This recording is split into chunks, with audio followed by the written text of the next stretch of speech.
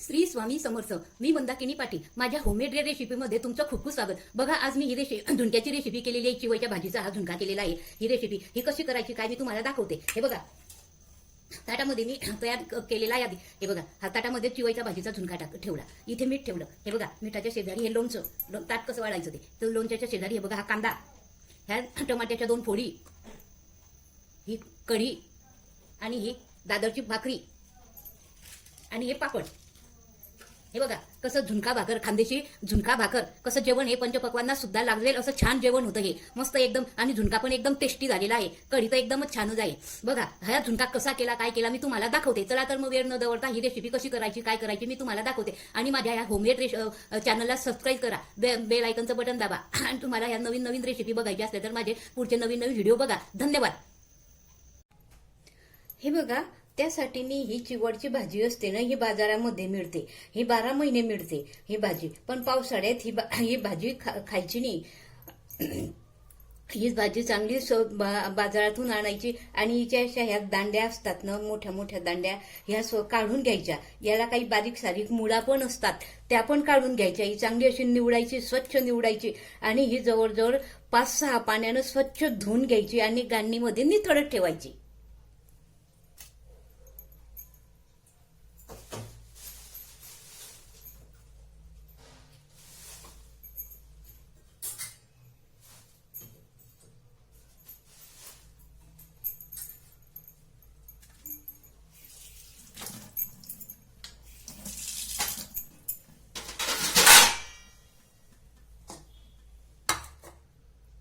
मी ही भाजी बघा अशी स्वच्छ 4-5 पाण्याने स्वच्छ धुवून घेतली आणि गांडीमध्ये कुठपर्यंत निथळत ठेवली होती. निथळल्यानंतर तिच्यातलं सर्व पाणी गळून गेल्यानंतर मी ही चांगली बारीक चिरून घेतली.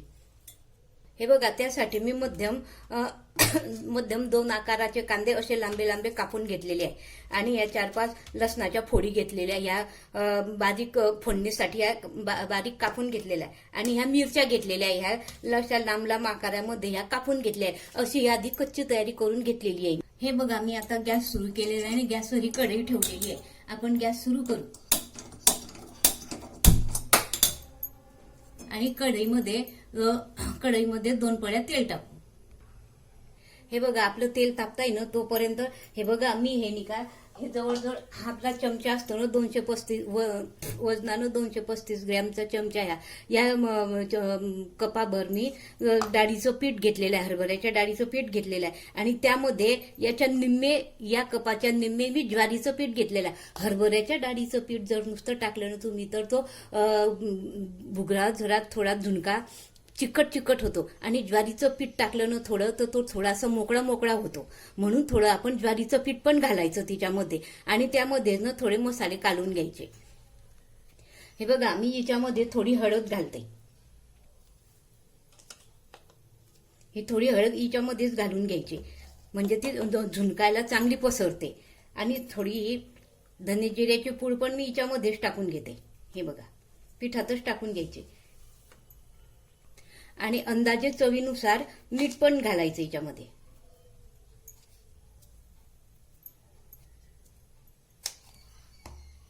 आणि हे चमच्यानं सारखं असं एकजीव करून घ्यायचं.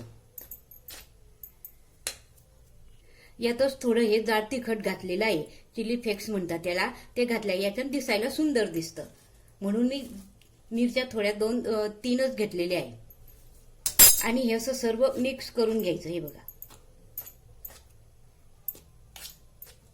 असं मिक्स करून ठेवायचं. हे बघा, आपलं आता तेल तापलेलं आहे.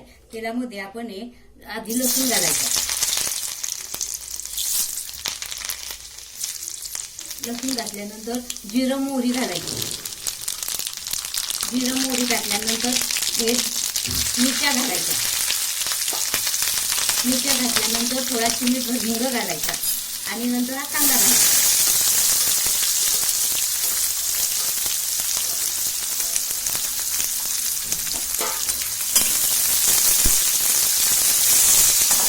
कांदा चांगला लालसर होईपर्यंत परतवायचा तेलामध्ये.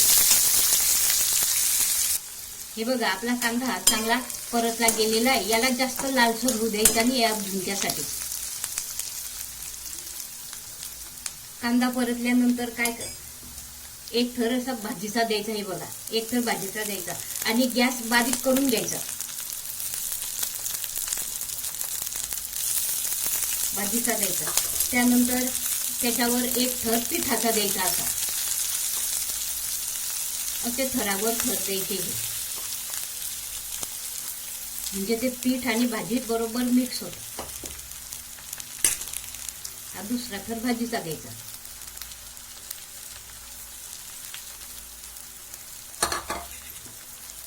परत पिठाचा द्यायचा.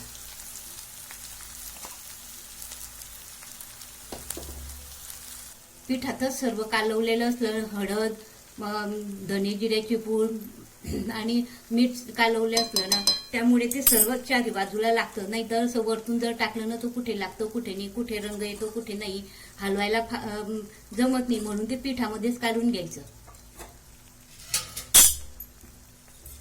आणि त्याला असे मध्ये छिद्र करायचे. असे हे बघा, असे ठिकठिकाणी असे छिद्र करायचे आणि त्यात वरतून असं थोडं पाणी सोडायचं.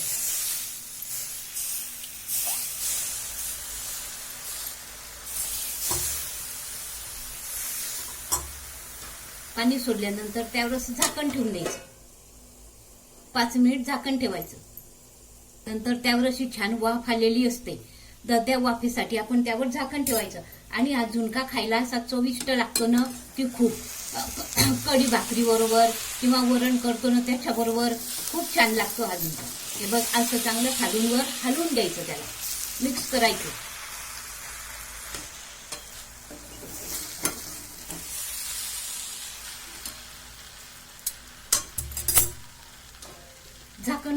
झाकण ठेवून द्यायचं आहे आणि मधून मधून असं हलवत राहायचं. खालचा वर, वरचा खाली असा करत राहायचं मधून मधून. हे बघा,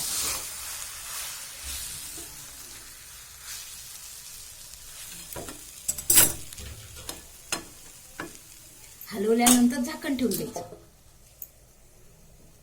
हे बघा, अशा प्रकारे हा झुणका केल्यानंतर याची अशी जबरदस्त टेस्ट लागते आणि चवीला पण खूप छान लागते. आणि हे झुणका हा वाफेवरच छान होऊ द्यायचा. जेवढी तुम्ही याला वाफ येऊ द्याल ना, तेवढा तो झुणका छान होतो आणि चवीला पण छान लागतो, मोकळा मोकळा. नाहीतर वाफ नाही येऊ दिली ना, तर मग त्याची अशी पीठ पीठ चव लागते. म्हणून याला चांगली वाफ येऊ द्यायची.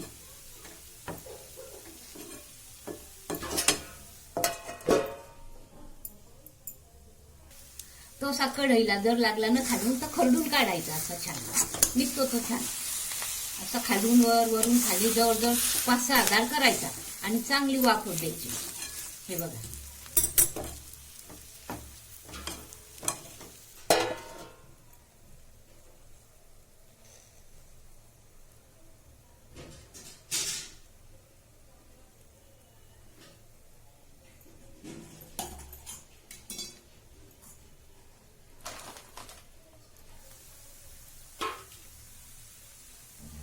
हे बघा, या स्टेपला आल्यानंतर हे बघा आता कसा वाफ आलेली, अर्धा झालेला आहे हा समजा.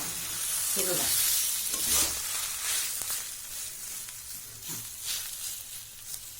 असा जवळजवळ 60 ते 65% झाल्यानंतर काय करायचं, वरतून कच्चं तेल सोडायचं. याला हे एक सिक्रेट आहे, वरतून कच्चं तेल सोडायचं. याची चव खूप छान लागते. कुठल्याही अशा कोरड्या भाज्या करायच्या असल्यानं तर वरतून कसं कच्चं तेल सोडायचं. सुरुवातीला टाकताना थोडं कमी तेल टाकायचं आणि नंतर असं वरतून तेल सोडायचं आणि त्यावर अशी झाकण ठेवून द्यायचं. तेल सोडल्यानंतर पण असा खालीवर करायचा त्याला. हे बघा,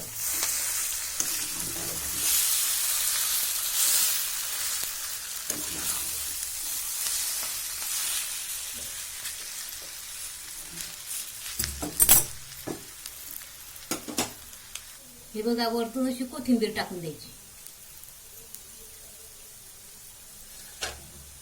कोथिंबीर टाकल्यानंतर तसं खालून वर हलवून घ्यायचा. बघा, आपला हा झुणका तयार झालेला आहे. किती छान झाला आणि मोकळा मोकळा झाला. छान, हे बघा कसा छान मोकळा मोकळा झाला. याची चव पण एवढी सुंदर भन्नाट लागते ना, जबरदस्त. खायला पण छान, करायला पण सोपा. लक्षात ठेवायचं, त्यात थोडं ज्वारीचं पीठ घालायचं, त्यामुळे हा मोकळा मोकळा येतो. बघा, ही माझी रेसिपी तुम्हाला आवडली तर तुम्ही जरूर घरी असा झुणका करून पहा आणि तुम्हाला आवडल्यास लाईक करा, शेअर करा, सबस्क्राईब करा. धन्यवाद.